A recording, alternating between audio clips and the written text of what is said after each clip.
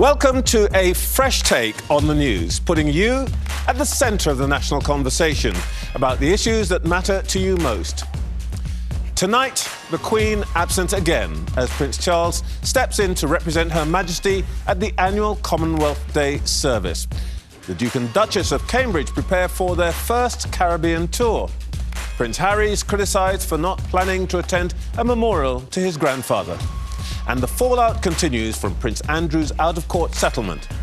I'm Trevor Phillips, and this is The Great Debate.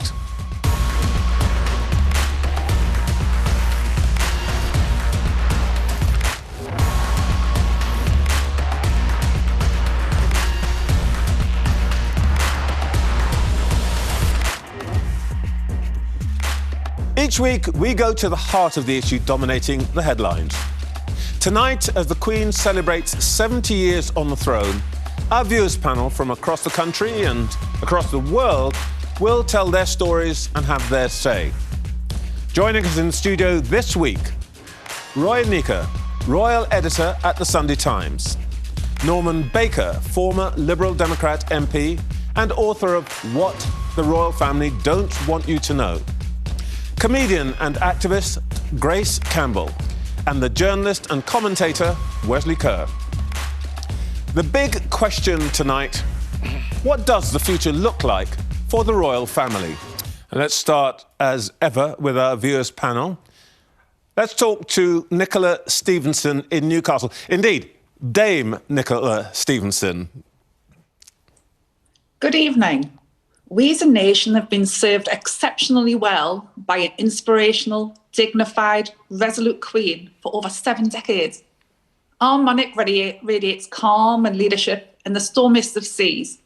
Her council of prime ministers has steered them well. Prince William and Kate have shown a dedication to serve the country and have won the hearts of the nation due to their open and warm approach. My question to the panel is, how has our dedicated, selfless, long-serving Queen shaped the future of the royal family? Thank you, Nicola. Well, that's a straightforward start for us. Nicola's question is, how is the Queen shaping the future of the royal family? Roy Nika, the important point there being Queen's running this. Absolutely. And even though the Queen is nearly 96, her finger is still very much on the tiller. And I think all the things that Nicola mentioned there about the Queen being steadfast, stable, but looking to the future, how is she shaping it? Well, the Queen has been very cleverly shaping the monarchy throughout her 70-year reign. But what we have seen, I think, interestingly in the last few years is we are clearly into the period of transition now. There's no getting away from that. The Queen is still running the show. There's no suggestion of a regency or no suggestion of abdication. But she's aware that, possibly the end of her reign is not too far away. And so what we've seen quite interestingly recently are a couple of key things. She's tying up loose ends. She's shaping things for the transition of King Charles. And as we've seen recently, she let it be known she would like Camilla to be Queen. I think the other thing in terms of her legacy is, as Nicola mentioned there, the Duke and Duchess of Cambridge, the future of the royal family. What was really interesting 10 years ago, when we had that Diamond Jubilee appearance of the slimmed-down monarchy, which has always been the Prince of Wales's sort of key core thing about the future. And the Queen was very interested and very focused on sending a message that the royal family has to change and evolve in order to stay relevant. In order to shape the future, it's going to be smaller, and she's pushing that forwards too. OK, let's come back to our viewers' panel, because I think the picture that you've painted, Roya, is an interesting one. Let's see what Zubair Khan thinks about that. Zubair, I think you have a view about this. Yes, thank you. Good evening, Trevor. My view is that the future is bright, positive and optimistic for the monarchy.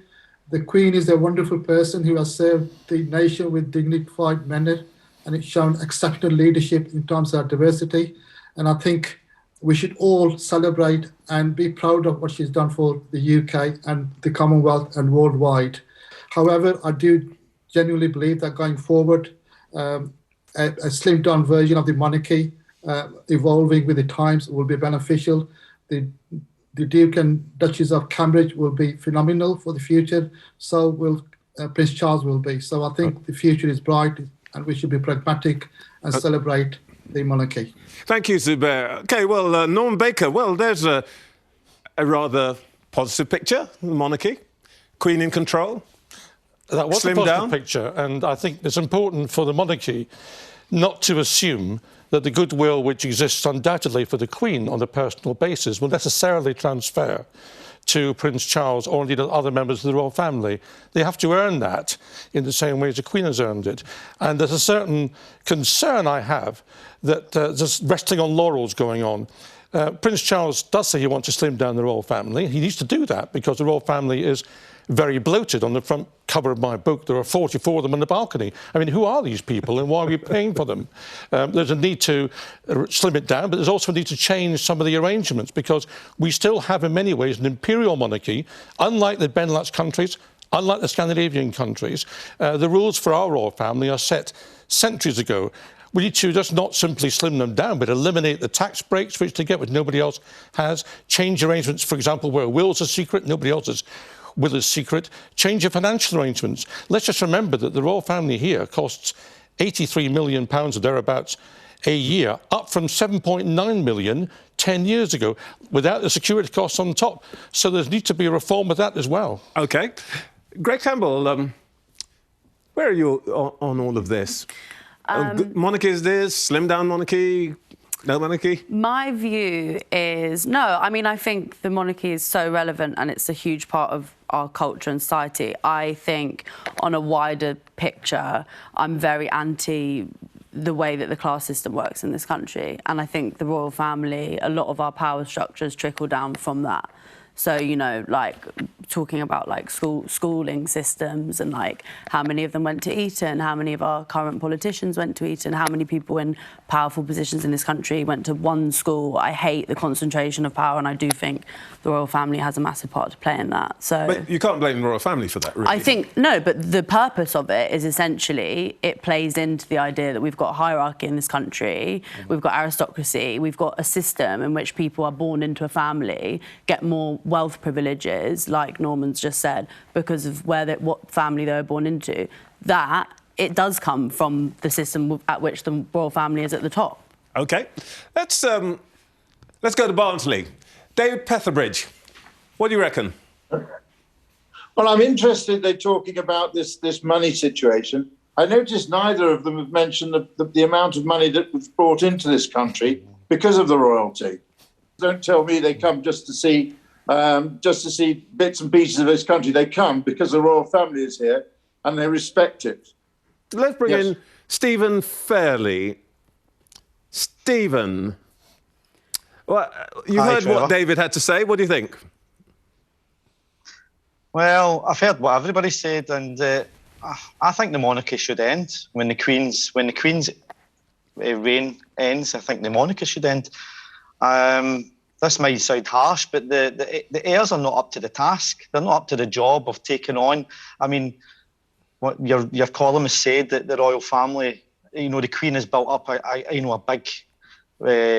big royal family, you know, passing.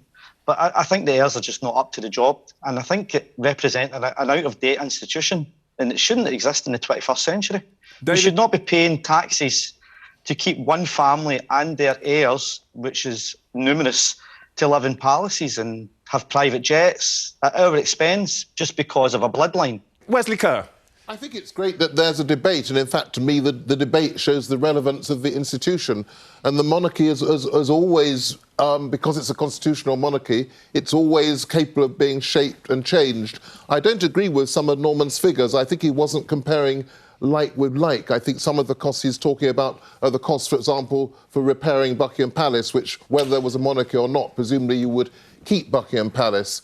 I think that there would be a class system if there wasn't a monarchy. I would say that France is not without a class system. United States is not without a class system. So I don't think the two... Very different, though. I don't think the two go together. I think actually it's an institution which is useful, but it must reform. So it's constantly reformed during the Queen's reign, and I think when there's a new reign, there'll be an opportunity to look at all this stuff.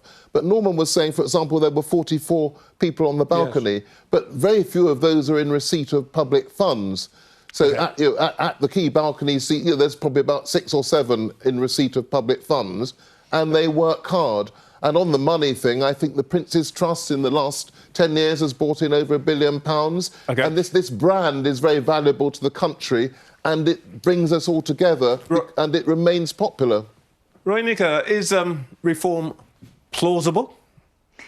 Depends what kind of reform you're talking about. I think reform is already underway. We talked about, Norman very keen to see the slimming down of the monarchy. The monarchy is being slimmed down not in the way that anyone anticipated. We've seen 3 senior members step back and step away in the last 2 years, Prince Andrew and the Sussexes.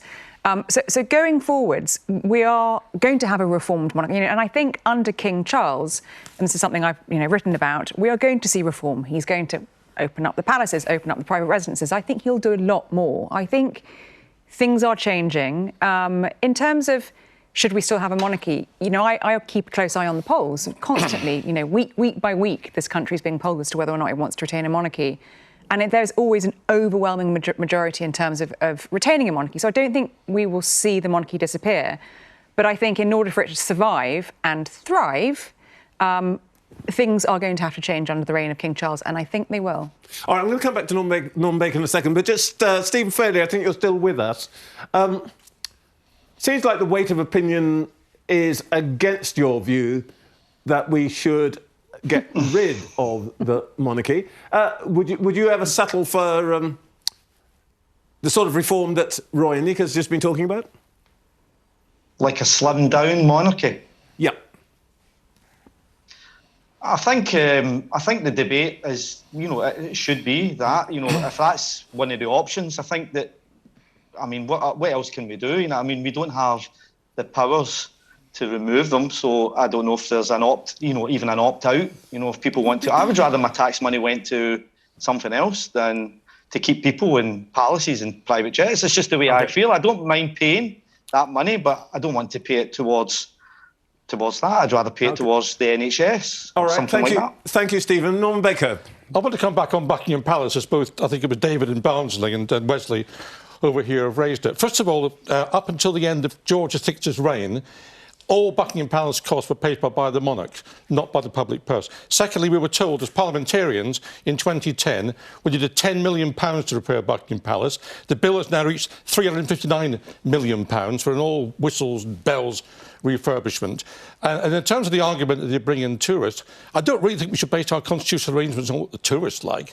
And in any case, if we do, which is the palace in Europe with the most visitors? The Palace of Versailles. And the French got rid of their monarchy in 1848. But we should base our constitutional arrangements on what the public like. It remains popular. At any time, a political party, the Liberal Party... No, we shouldn't base it on that. At any time, a political party could put in its manifesto to get rid of the monarchy. Let me just go back to the public and talk to Nok Tran. Nok. Me personally, I think like the royal family, it is unfair to say that they don't contribute into these countries. It's been years they've been serving. The Queen's been serving. Her whole family's been serving to generations to come. They've done amazing work both at home and abroad. I think somebody mentioned about the class system, and then you say that remove the royal family would literally eliminate the class system. I don't think so. Even you go to America, in France, it's still the same thing. Rich families, they still want their kids to inherit. They still want their kids to go to private school. They don't want their kids to go to state school. So even if you remove the royal family, it doesn't change anything. That's the way how life works. Grace Campbell. Well, I wasn't saying that if you got rid of the royal family, the class system would end. That's absolutely, I'm not stupid, I'm well aware. I also don't think we should abolish the monarchy. What I'm saying is I think that the royal family and people like Boris Johnson, 64% of his cabinet right now went to private schools. It trickles down. I think they need to acknowledge that much more rather than act like they're like the rest of us or I think we do have a different class system here than in the US, 100%, because of the way that social mobility works from working class people to getting into the White House. That doesn't happen here in the same way because we have such a deep-rooted class system, which I actually think more comes from the schooling system, to be honest, which, in my dream world, the royal family would send their kids to state schools. That would be great. OK, we will return... I agree. Yeah, because that would be a great way of sending a message that we believe in the state power. We believe in the state. Well, in the States, there are private schools, there's Yale and Harvard, where presidents... I'm saying that's not my point. I'm saying I really think if they wanted to make a big move and say we totally are trying to modernise and we are progressive, that would be an amazing message. There's a great danger of consensus here. From Megxit to Prince Andrew's court case, the royal family's been hit by a series of scandals in recent years. And while the palace has worked hard to mitigate the damage, there's little doubt the firm's been affected by the intense focus and media coverage. I want to come to our viewers' panel and talk to Lee Deeble, who is in Maidstone. Lee, you've got a question for our panel. I'm a big fan of the royal family, but with the outcomes of cases in the past, Prince Andrew, the cash for honours with Prince Charles, and certainly the racist claims by Prince Harry and Meghan Markle. My question to you and the panel is, can the royal family be trusted and looked upon as role models anymore? Thank you, Lee. Interesting. Lee's question is, following recent scandals, should the royals still be considered good role models? Grace Campbell. Well, I think it's hard after what's happened with Prince Andrew for me to say that what's happened with him, I think, is, again, like coming back to the system that we have in this country of powerful men abusing their power, doing things that they think they can get away with because they're rich and can pay people off and have status and whatever. We should be clear that he has denied all the allegations. Of course, but we should also be clear that he paid $12 million dollars or pounds? Pounds, I think. Yeah, pounds to shut someone up. So I'm not sure that's a guilt-free admission. But anyway, moving on. But what I'm saying is, no, I don't think that's a terrible, terrible look for them. And they know that, which is why, as you said, they are slimming the fat. That wasn't an intentional fat slimming. That was them saying we have to shut this up and separate ourselves from him right now. On the flip side, what happened with Harry and Meghan, yeah, that's a bad look. If all of those claims are true that Harry and Meghan have said happened, that's a bad look for them. My people that I know, people my age, everyone I follow on social media, after that, people really, really started to see them in a much darker light. So I'm not sure that they are role models right now. No, I don't know how we can relate to them in that way. They've had a completely different set of circumstances to us. I know that they used to play this role of being a sort of perfect family that we should look to for stability. But how can we do that when the Queen's supposedly favourite son has done what he's done? This is an important point, Roya, that through most of the 20th century, the royal family, in a sense, represented the ideal of the upper middle-class British family. I would turn this question on its head and say, do we really want them to be... Do they want to be role models? I think the Queen sort of sits above the rest of the family in terms of, for the last 70 years, people have looked to see what she does rather than what she says, because she's very careful what she does and doesn't say. But I think beyond that, I'm not sure we should hold the royal family up to role models, and I don't think they want to be either. They are there to do what they can with their elevated position in terms of shining a spotlight on things, but I don't think they hold themselves up as role models. I think there's no doubt that the Duke of York, the issues there, that has damaged the brand. No one looks to him as a role model. But I think moving forward, this is all part of the evolution. After the Queen is sort of sits separately as a sort of paragon of stability. But I don't think the Prince of Wales down, I don't think they want to be held up as role models. They just want to do the right thing when they can. All right, well, let's talk to some people for whom role models are supposed to matter. Let's talk to some young viewers. Isha Gill, who is a regular viewer. It's good to see you again, Isha. What's your view? Well, I definitely do question whether we need a royal family, and I think a lot of the younger generation do. And especially with all the controversy surrounding Prince Andrew, we have to question whether the system is archaic and whether there is a place in modern society for an unelected family to rule the nation. But I do think it is important to acknowledge that the Queen is a dedicated and good figurehead. But in my opinion, she just manages a business. I mean, we do refer to it as the firm. And I personally don't think she's gone through any more hardship than any other family. Why are they supposedly above or better than us? I don't think that's right. That's an interesting concept that the Queen, indeed, they call it the firm, she manages business. But let's talk to another teenager, Connor Somerville. Connor, what do you make of it? Well, I think we should keep the royal family. I think they're important. They are role models. I'd like to question what was just said about rule. I don't think they do rule. I think they kind of watch over more than rule, because they don't have any political power in terms of if they crossed off a law that was passed, there'd be outcry and that could be the end of them. Also, the fact that they're archaic, I think, is part of the reason why we need them, because they do kind of suggest tradition and for more than 1,000 years, kind of the story of our nation. Isha, does that make you think again? Well, I do acknowledge that things in this country are based on tradition, but just because something is based on tradition doesn't mean that it's right, or doesn't mean that it should be kept in the modern world. You know, we advance and we change as a nation, and I think the monarchy, you know, it has to adapt, or, you know, it may just go. OK, but you guys stay there. Wesley? I think, yes, they are. This is the future.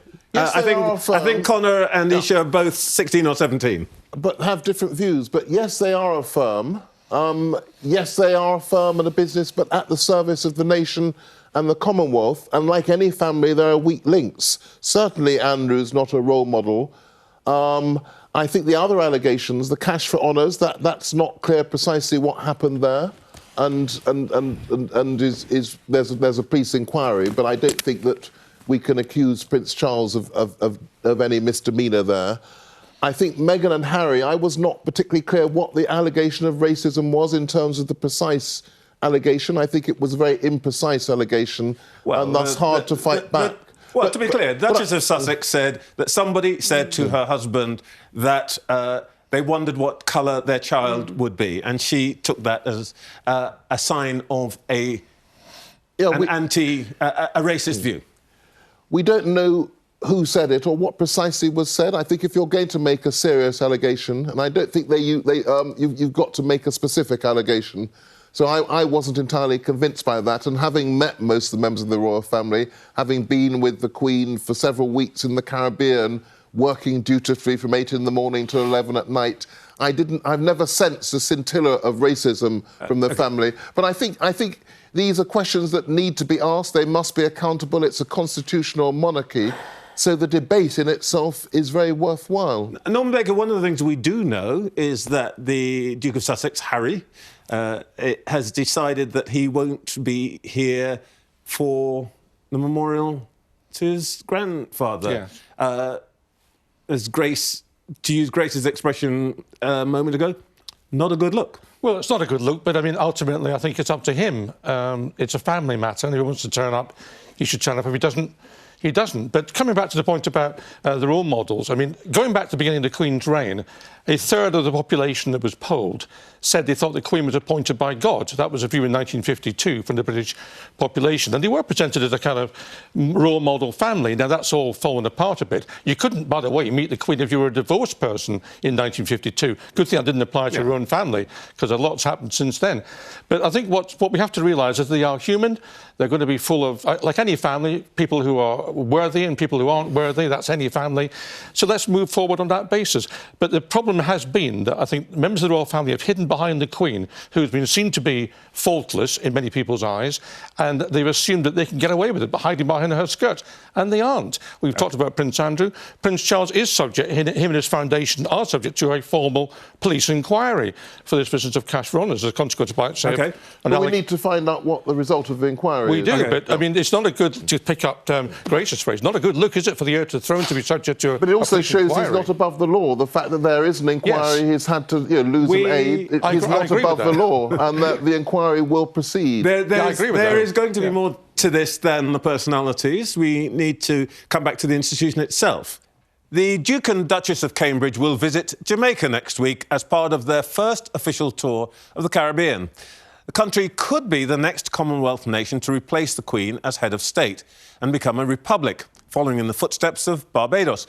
Before we come back to our viewers panel, we're joined from Bridgetown in Barbados by Cynthia BarrowGiles, Professor of Political Science at the University of the West Indies.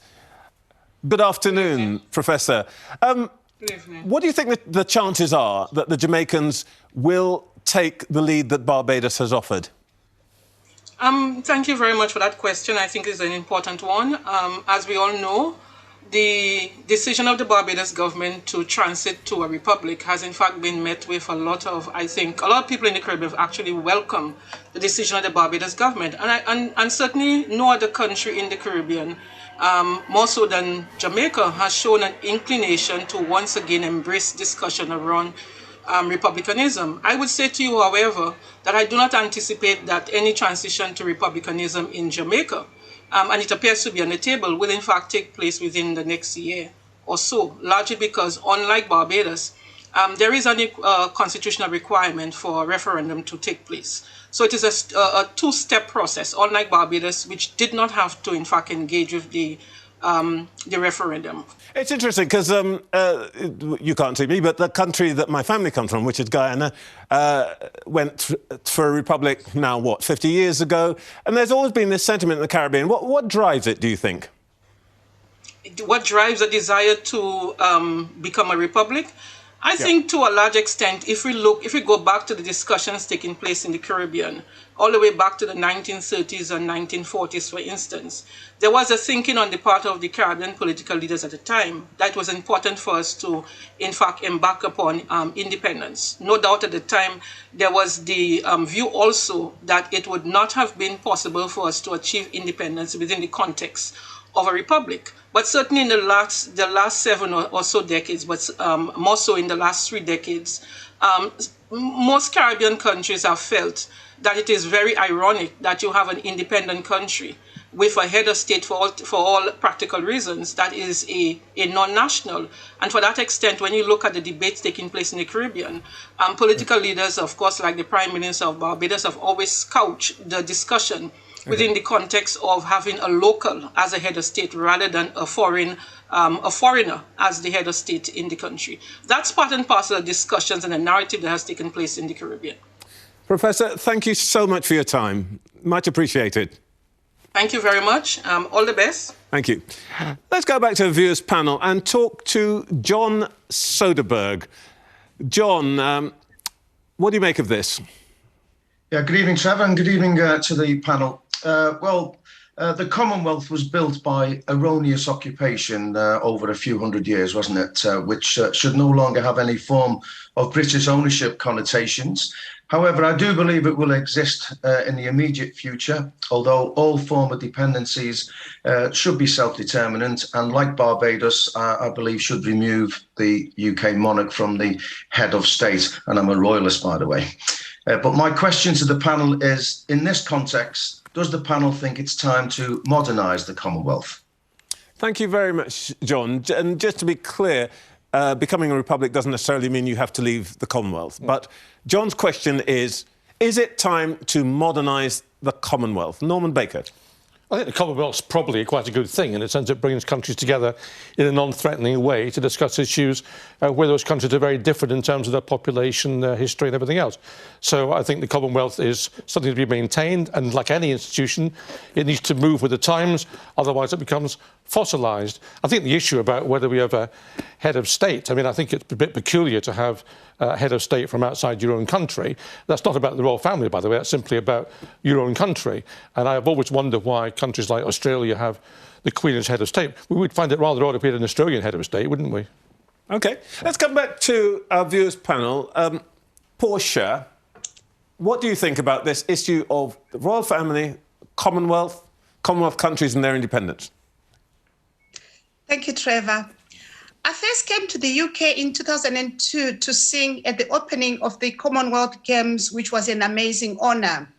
I love the Queen, the royal family and the Commonwealth, and believe they've done so much good for African countries, the UK and the world.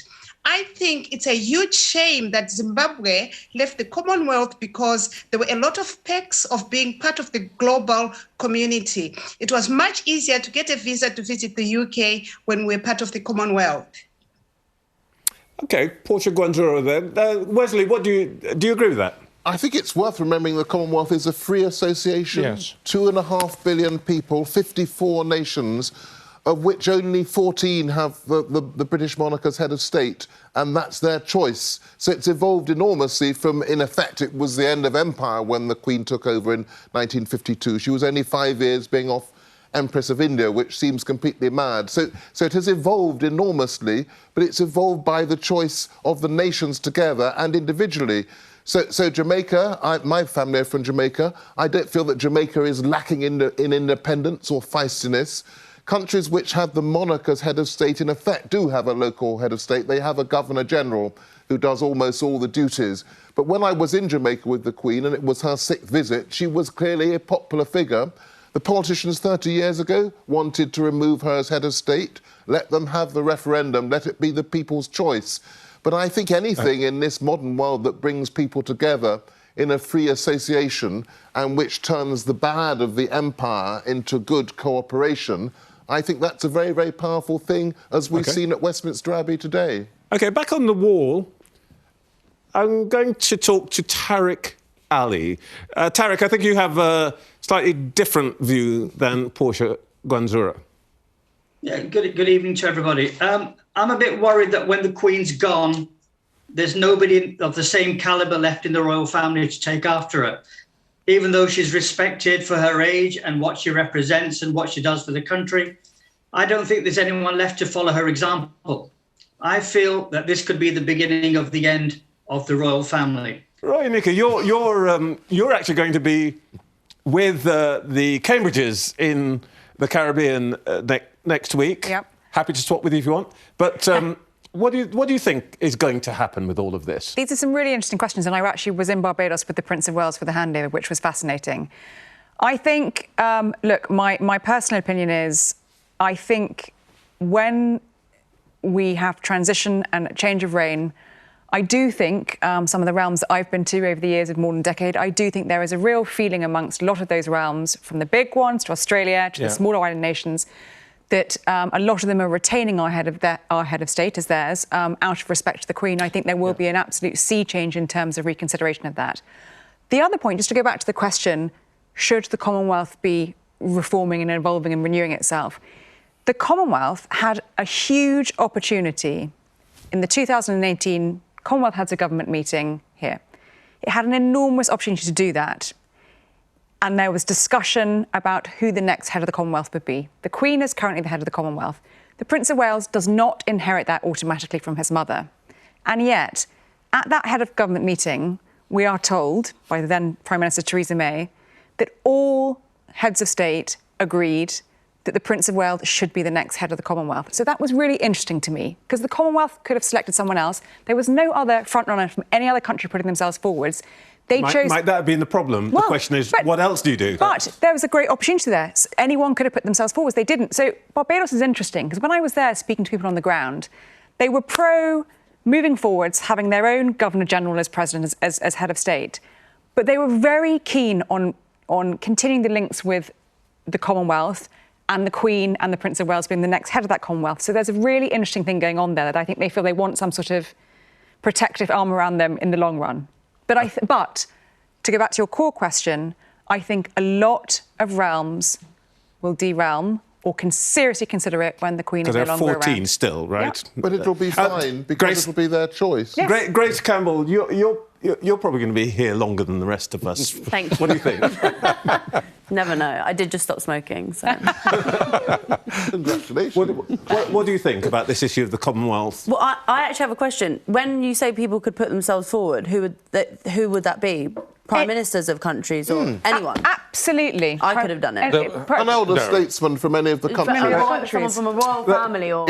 There was a school of thought in Barbados that said, replace the Queen with Rihanna. But do you think that actually we could be in a situation where all those countries simply say we don't want a Queen anymore? We still want to be part of the Commonwealth, but...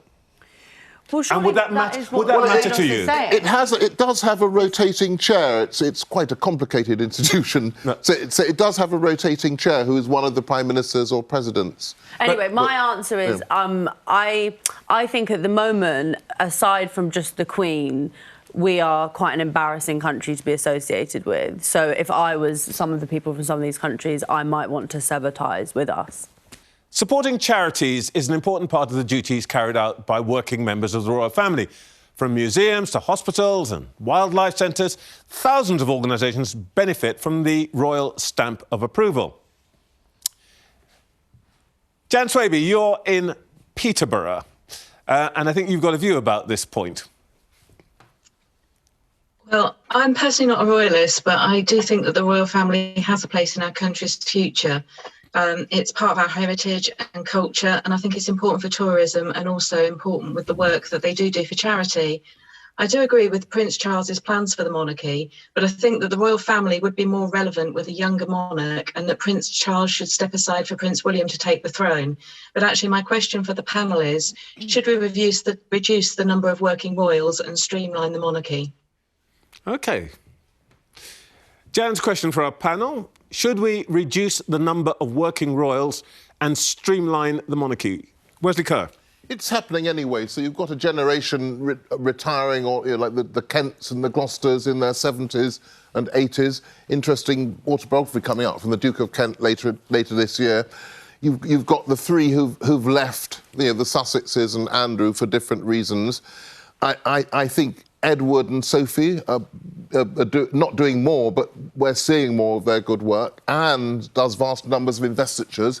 So I think they're very useful members. So you still, but I think we are down to a core really of about half a dozen, and I think that's about right. But I think the point about adjusting the charitable work to connect with new things and to connect with young people is very important. Only 30 million of us are gardeners, so it's great for me involved with the horticulture or whatever to see the Charles and the Queen involved in that, actually Kate, but there have got to be new charities, and I think the attention, mental health, terrific, Camilla, osteoporosis, so I think it's got to constantly evolve, but it's got to keep up with society. So I suppose a family on the throne can reinvent themselves, and I think you'll get different members appealing to different generations as the older ones move on. Let's not diss 60s and 70-year-olds. Princess Anne is the busiest. I think she's still the busiest royal, isn't she? Yes. All right, let's come back to our war and talk to Anju Aluwalia. Anju, I think you've been involved with charities which have royal patronage, or support at least. Yeah, that's correct. So I've worked in the charity field for around about 15 years, and all the charities that I've worked with, they have had a connection with the royal family. I was quite blessed in September because I received the BEM from the British Empire Medal, that is. That's correct, yes. For the work that I did with the charity that I co-founded and set up with my husband. What it's actually done for the charity is amazing. Getting this BEM, it's not about me, it's about the charity. And also when I was discussing with my counterparts, like some of my white counterparts about the BEM, there was one particular friend of mine who said that, how could you accept the BEM for a second generation Asian? How could you do that in terms of everything that's happened with your parents? And what I had actually said to her was, well, no, for me, I'm really proud. My family are really proud as well, because I worked my butt off in terms of supporting people, and that's what I've always done. Stay there for a moment, Anju. Let's talk to Sir Brian Donohoe, who you are a former Member of Parliament, Sir Brian. I think you've also had some experience in this area. I've seen it at first hand. I've been with most of the royals over the years of being an MP, and have seen the good work that they do, not least Charles, by virtue of the Prince's Trust, which I helped him with at some points. And that really, looking at what they do in that respect, it's just unbelievable. And indeed, in one case, very close to where I stay, Dumfries House, it's been an immense input into the local community. It has been undertaken only because of the fact that Prince Charles was involved. So yes, I'm a great believer in it all. I think that there is absolutely no doubt that they're there and very useful on that front. And as a consequence, I think that they should be in that position for long and merry, because I tell you this, there's one thing for certain, That is when it comes to the coronation for Prince Charles to become king, and that's the only person that can be, then I'm sure that in every village, in every town, and in every city in the land, there will be street parties out celebrating that very fact. So, Brian, thank you so much. Roy and Nick, I wonder if this says something about us as a nation, that it takes the status and the cachet and the magic of the royal family to persuade us to do good for other people. Well, you've hit the nail on the head there, Trevor, because I can remember listening to all these people talking about this issue. I can remember in 2015 when I was working on what I knew was going to be a front page story about William dedicating himself in the future to mental health. And I, at the time, spoke to a lot of charities who've been plugging away on mental health for years. And many of them said to me, for years we have been trying to get celebrities, well-known figures to get involved with our campaigns, and none of them will touch us because they are all so terrified about the taboo of mental health and the stigma around it. And what William and Harry and Kate as well did in taking up mental health and talking about it a lot and continuing to talk about it is they did change the dial on it. And I think that's key. The other thing I would say is we shouldn't just put it into sort of generational divides. Camilla, Duchess of Cornwall, she's 74. She has campaigned on sexual violence and domestic abuse. Not the kind of things that you might think a future queen would be picking up and running with, but she has, and that's important. So, the last point I would make is that the Queen is patron of more than 600 charities. When she is no longer around, they will not all be reassigned, and I can tell you that there are hundreds of charities who are deeply disappointed they are not going to get royal patronage because of the difference they make. Thank you very much indeed. That, unfortunately, is all we have time for this evening. Just remains for me to thank our panellists here in the studio, Wesley Kerr, Grace Campbell, Norman Baker, Roy Anika. Of course, it's you at home who are at the centre of this conversation. If you'd like to be part of the programme next time, get in touch by emailing thegreatdebate@sky.uk. And of course, I want to thank you on the wall, our viewers who have contributed royally, yes, that's a pun, to our conversation tonight. And as ever, you at home, keep talking, and we'll see you again at the same time next week for The Great Debate.